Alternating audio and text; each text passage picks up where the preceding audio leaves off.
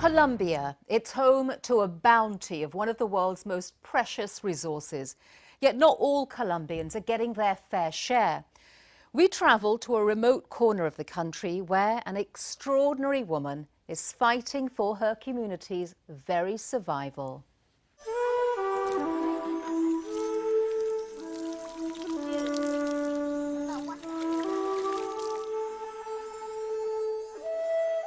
In some parts of the world, it's as rare as gold. And getting hold of some, nearly impossible. Are you going to give some of the water to the community where we live, for the school and the village? Griselda Polanco says her community's water is being stolen.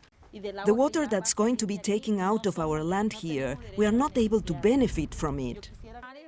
Griselda is Wayuu, one of Colombia's largest indigenous groups, and she believes they're being discriminated against by the authorities. I asked them to give us water for the village, for all the inhabitants of Pesuapa, and a year ago they promised they would, but until now the water hasn't arrived. Fresh water, or Wayuu gold as they call it, will soon be siphoned from Wayuu lands through new pipes to a nearby town where the population are not indigenous. And Griselda will do whatever it takes to at least keep some of their water. I want to know who is the contractor here, to talk to him, and if not, we are going to stop this work. Such struggles for ethnic rights are repeated across the country. Recently, 10,000 representatives of indigenous groups took to the streets of the capital, Bogotá. They were demanding, among other things, their right to water.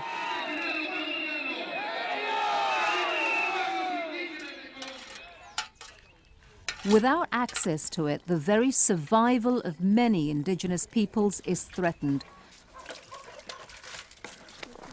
And no group more so than the Wayuu, whose ancestral land in the northeastern La Guajira region is largely desert. Griselda's family has lived on Wayuu land for generations. Her grandmother is anywhere between 80 and 102. My 4 children grew up here. When I arrived, there was hardly anyone here. I came with my goats and my donkeys. In those days, rainfall here was more frequent and food for the animals abundant. But with the changing climate, water has become ever scarcer, says Griselda's mother. Before, there were not only dry seasons, there were wet seasons. But now, 2 years can go by without it raining. The result, the traditional water reserves are drying up, putting 300,000 Wayuus across the region in jeopardy. Filled with collected rains, these reserves are their main source of water. But now they contain just a fraction of what they used to.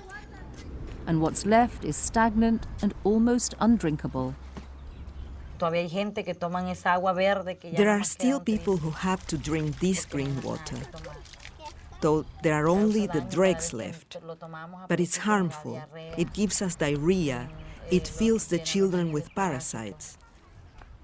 You can see some of the children are really thin, but they have big tummies. That's because of the water.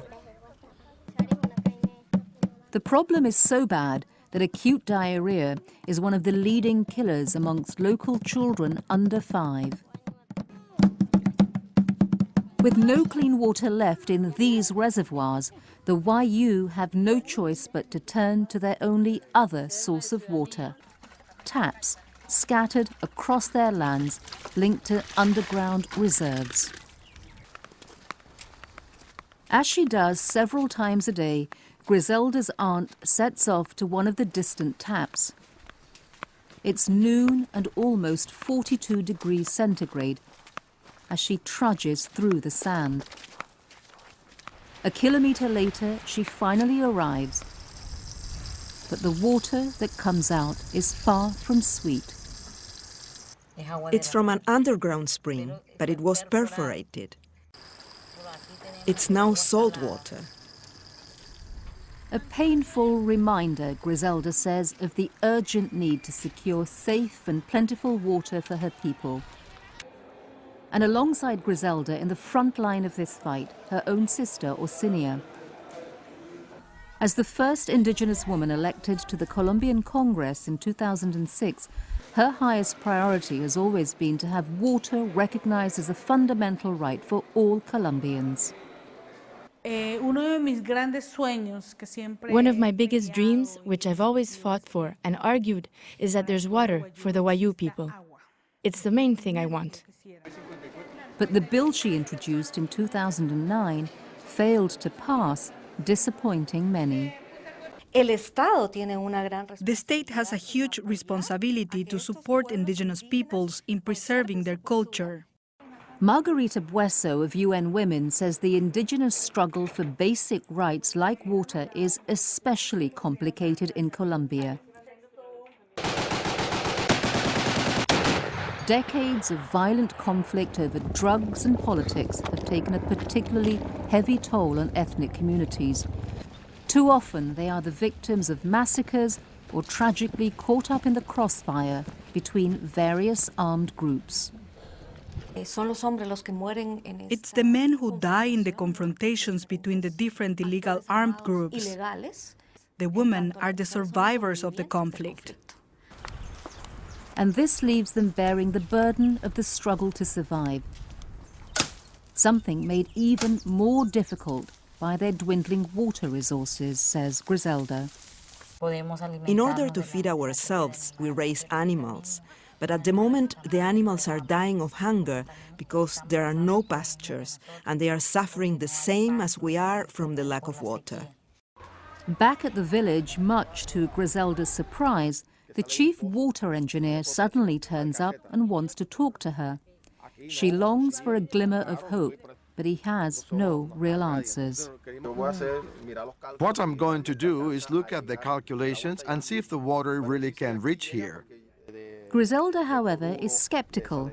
She believes the only reason for his visit is because of the filming. The engineer who is in charge, when he saw you with your cameras, that was when they decided to talk and to tell us that they are going to bring water to the community. But they weren't saying this before. If they do get some of this water, this Wayuu community's survival, at least in the short term, is assured.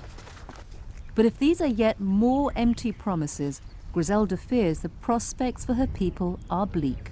The truth is that we will have a future if we manage to get the free water they told us they are going to give us.